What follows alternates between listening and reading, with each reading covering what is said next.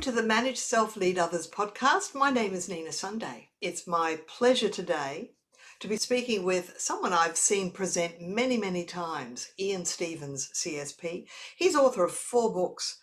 The best known is The 7-Step Pathway to Mastery. And in 2020, last year, he received the Professional Speakers Australia Educator of the Year Award. He operates on a couple of premises, and one is, if you can't lead yourself, you have no right to lead others, and you cannot be effective in any larger team until the number one team member, self, is effective. So welcome, Ian. Lovely to speak with you today. And how are things? Oh, just great. Never been better. Thanks for asking, Nina, and wonderful to be on the podcast. And yes, author of 4 books. I'm actually writing my 5th at the moment. I think I'm going to call it How to Be Happy Without Money, and that's going to retail for $38,900. I think I'm on a winner there. I've only got to sell one. Well, here's the thing we can all share. It's like we're sort of coming out of COVID. We're still amid COVID, and I've never worked as hard for so little in my life. Well, and if there's been a reason personally for COVID, it's been for me to get in the studio and take a lot of our programs online, including one that we call Evolve, which is all about self-leadership and emotional intelligence.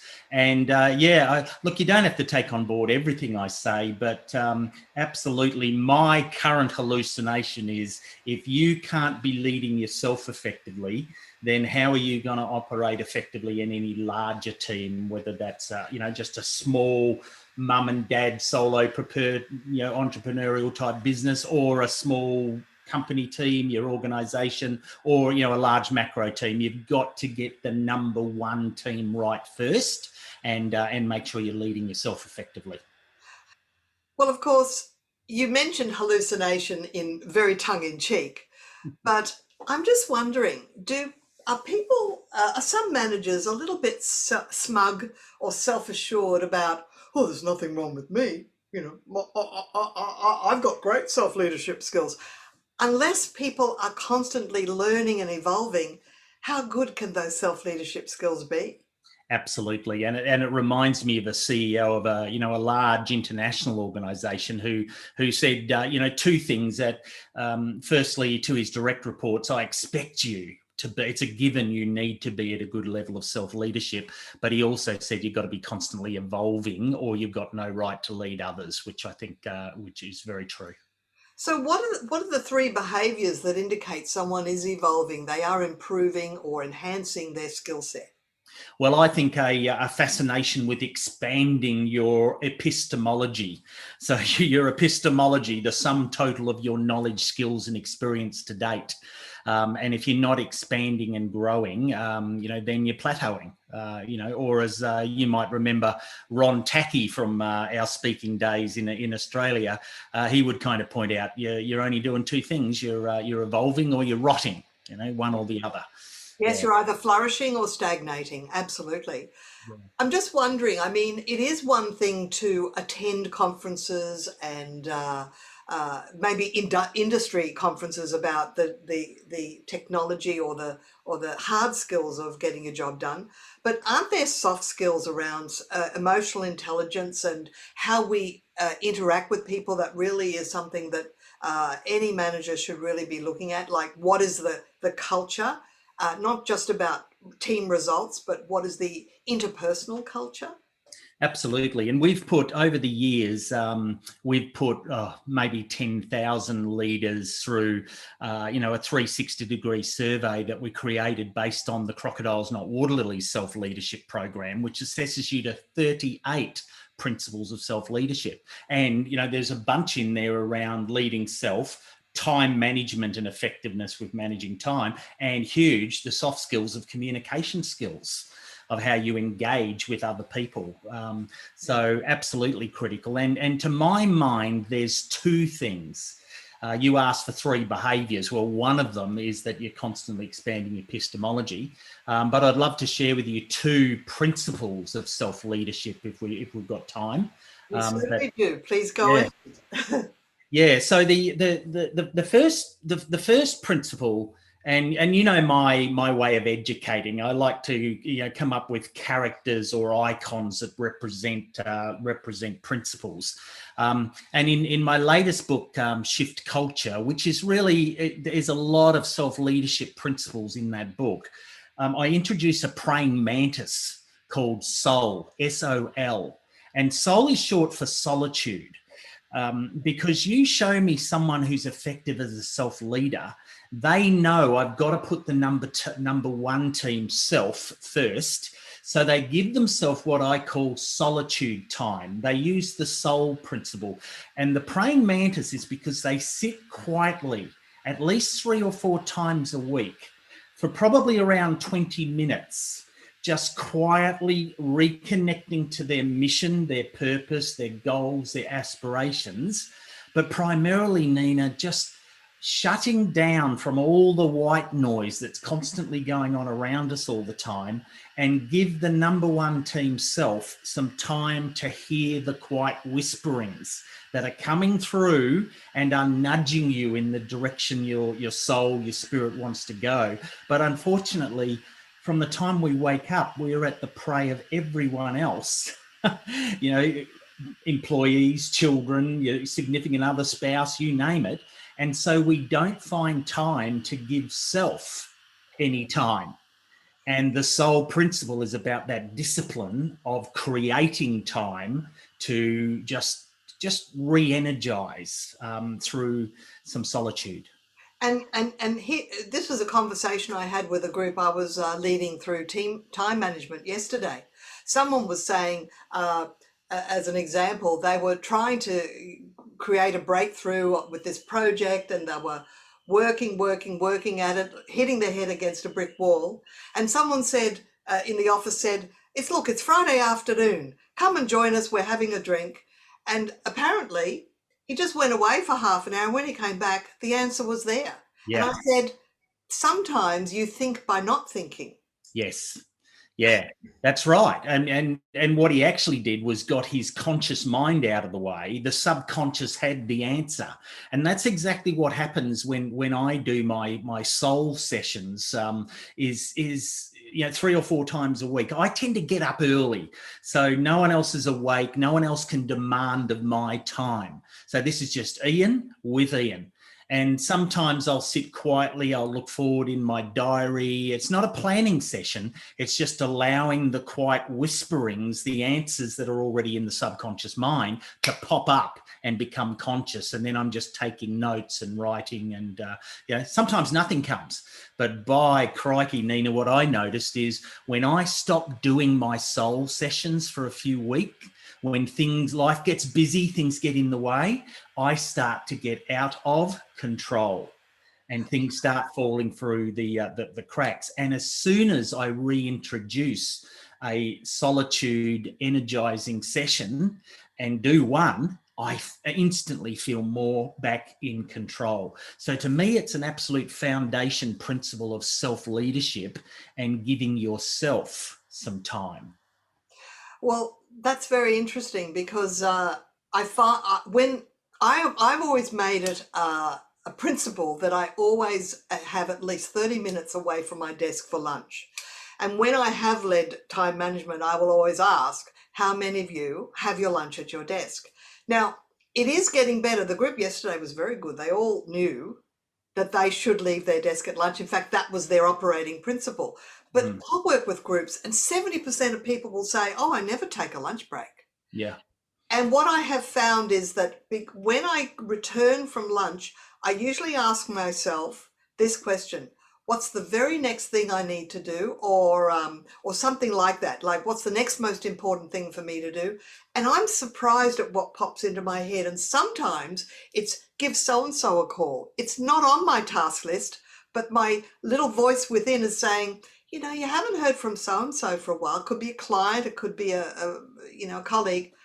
Give them a call and see how they're going, because I'm involved in sales in my role. Of course, sometimes we have to pick up the phone with people over and above what's on the calendar. So it's about taking that time out that allows you to think of the things that you forgot that is not yet on your list. That's right. And so it's popping up from your subconscious or your gut intuition, which your subconscious mind is your friend. It's always got your back. It's always going to support you to go and nudge you in the right direction.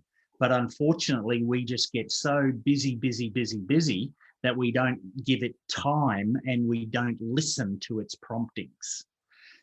So reflection sounds like a very important process that people should build in to their daily life and weekend life. Do you think? This episode is brought to you by Global X. Since 2008, Global X ETFs has been committed to empowering investors with unexplored, intelligent solutions. Global X specializes in exchange-traded funds that offer exposure to the artificial intelligence ecosystem, including themes like data centers, robotics, semiconductors, and cloud computing. To learn more about Global X's entire suite of ETFs, from covered calls, fixed income, emerging markets, and more, visit globalxetfs.com.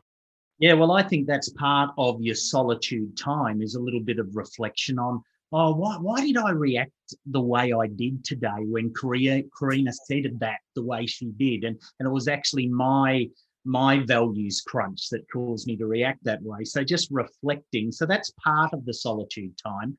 People say to me, Ian, is it meditating? And I say, no, it has to be an environment where you can capture the quiet whisperings and the promptings.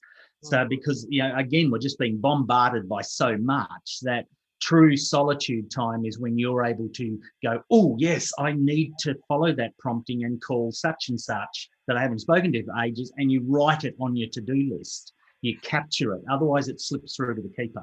That's right. And in neuroscience, they call it brain default mode. The brain actually needs to go into brain default mode, which is not thinking about anything.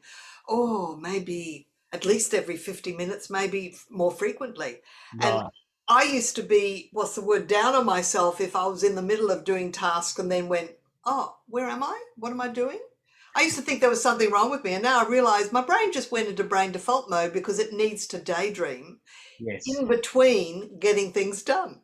And I see this in the workplace, particularly in small businesses, because it's the owners normally working in the business. They've got a couple of employees and they're wandering around, and here's this person in contemplated thinking mode, and their immediate reaction is, if you've got nothing to do, I can give you something, right? I'm paying you by the hour, buddy, right? And yet that person is thinking through and reflecting on something that if they were allowed to change a process or put their creativity to work, the whole business would profit.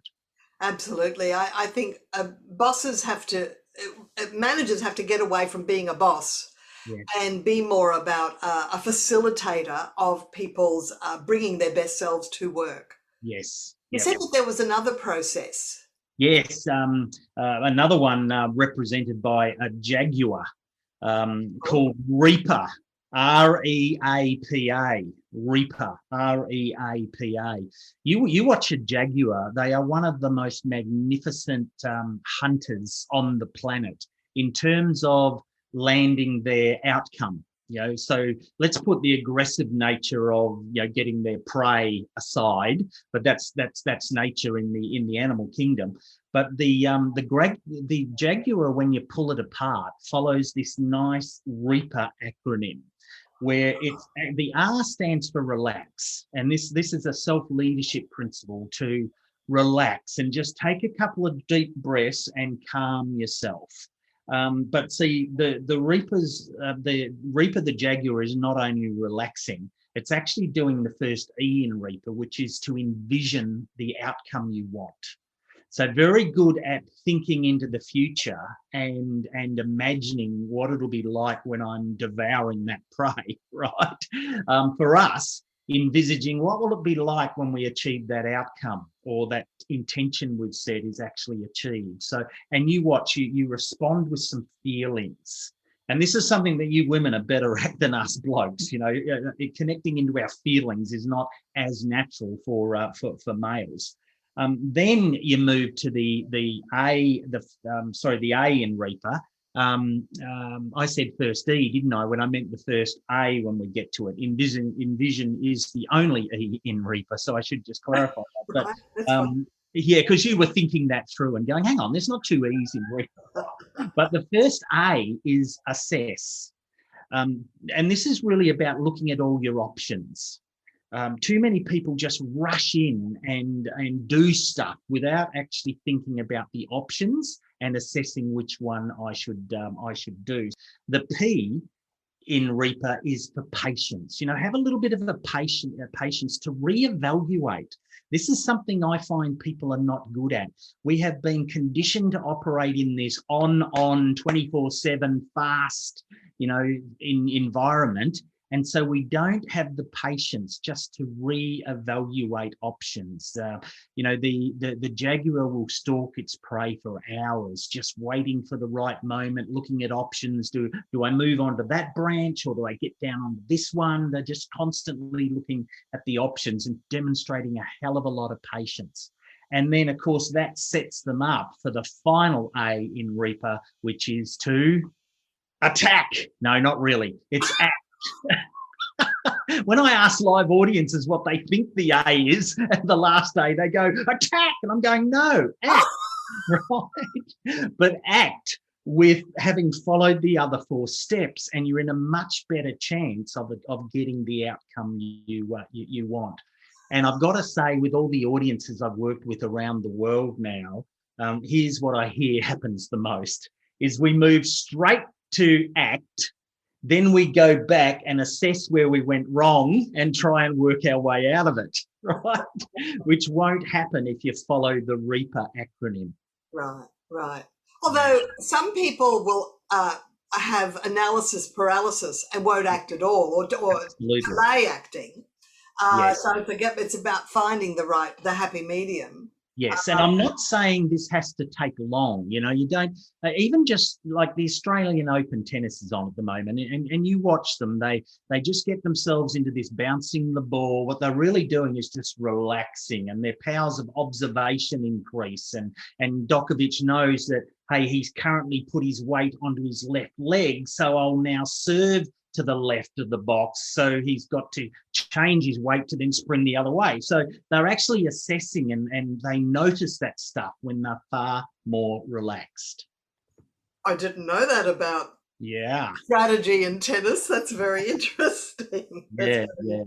So you show me someone who's got the discipline of 3 or 4 times a week just giving themselves 20 minutes of solitude thinking time, and they apply the Reaper principle, particularly on major decisions, then I'll show you someone who is demonstrating brilliant self-leadership. I think they're 2 of the major clubs in the golf bag for self-leadership. That's a good metaphor, Ian. I was just wondering, is there any way that a manager, a leader, can encourage their colleagues, their team members, the people they're leading, to demonstrate more self-leadership? How would they do that? Because it's personal, isn't it? No, I think creating an environment in the business where it's okay to have solitude thinking sessions. Promoting that in the workplace, that, if you ever feel a little overwhelmed, please speak up. I'm quite happy for you to go have 15, 20 minutes, sit quietly, think about the issues and the problems, tap into your subconscious mind, and then come back to me with a couple of ideas. So promote it within the business as well. And I've seen business owners who understand the Reaper principle share that with their staff and their team. And I've heard around the table things like, well, hang on, before we jump, this is a pretty important decision. Before we jump into acting, let's just apply the Reaper process here. And so that kicks, and now see, did you hear that little ping go off in the background? See, when I'm talking about stuff people have got to take on board, Nina, the universe tries to get our attention. Little pings happen in the background, phones go off. So it's absolutely critical that we take this one on board. I'll give you a link to a Google Drive which has a summary of these 2 principles for listeners. That's wonderful, very generous. And so just look for the show notes, and we'll have that. Yeah. The thing is about, I'm really curious about this process of getting people to do some work in solitude. Would you get everybody like at a meeting and then pose the problem or the issue, and then suggest everybody just take 5 or 10 minutes then and there, maybe go off into a quiet space and then come back? Would you do it as love it, perfectly as because that? give people a chance to change their physiology, do something different than just sitting around the meeting table, and go for a walk, go serve a couple of customers, let your subconscious mind let this kind of percolate and muse. There's an old word that isn't used much these days, but just to let it sit and hang and ponder and reflect and muse on it for a while, and you'll be amazed at the creativity that comes back when you come back together.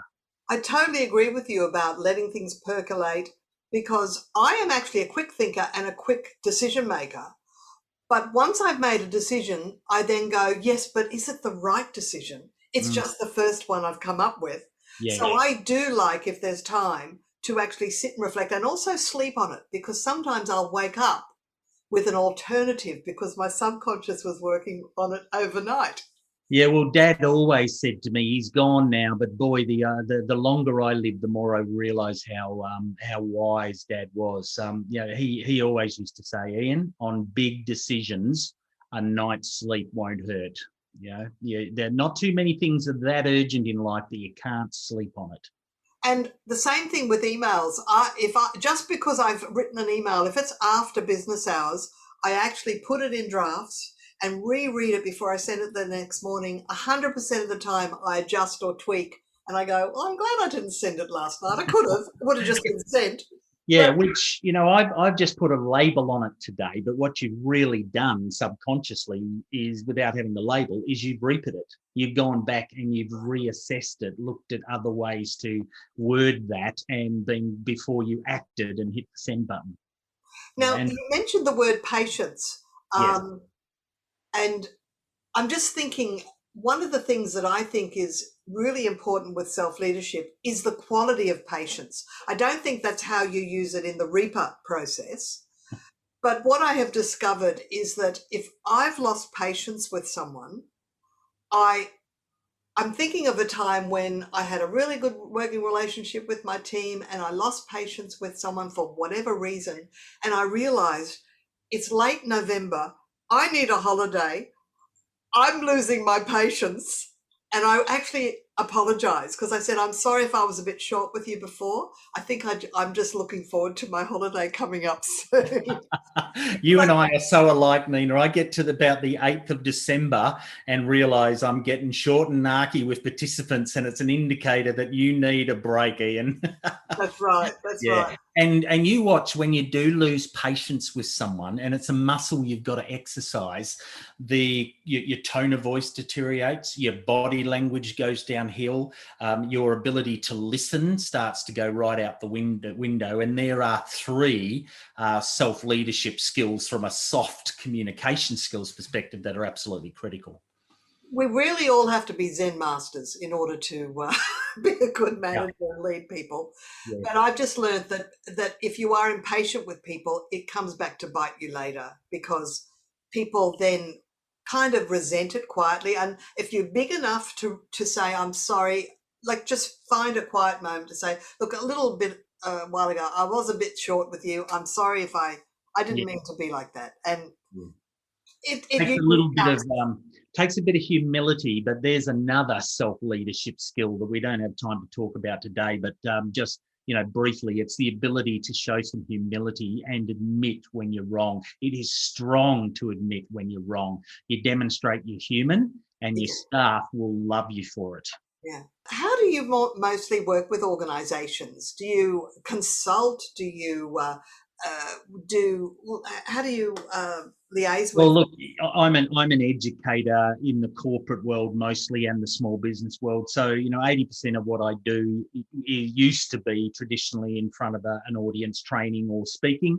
Now I'm doing a lot of it from my virtual studio at my home office and via our online programs. We've got 9 online programs that people watch over 12 weeks, and I do monthly coaching sessions with them. So it shows up in various forms.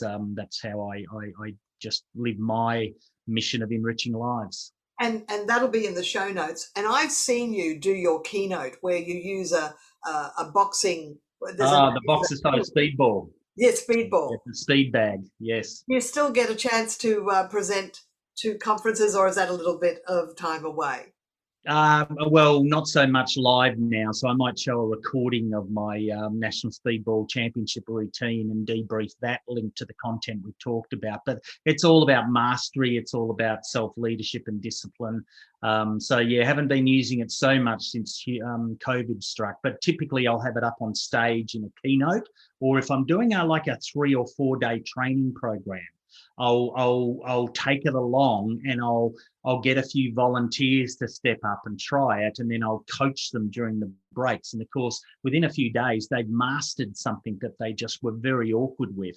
And it just demonstrates that, apply, focus, skill, you can master anything. It's just a matter of time. And that speedball is has a wonderful rhythm when you can get it to go. I think I had a go once and it was blah, blah, blah, but you are, not only are you a master of the speedball and the master of self-leadership, you are just a Zen master, Ian. Oh, thank you, Nina. Right back at you. And, just a pleasure to be with you here today. So thanks for coming along. Thanks very much. My pleasure. Cheers. Bye.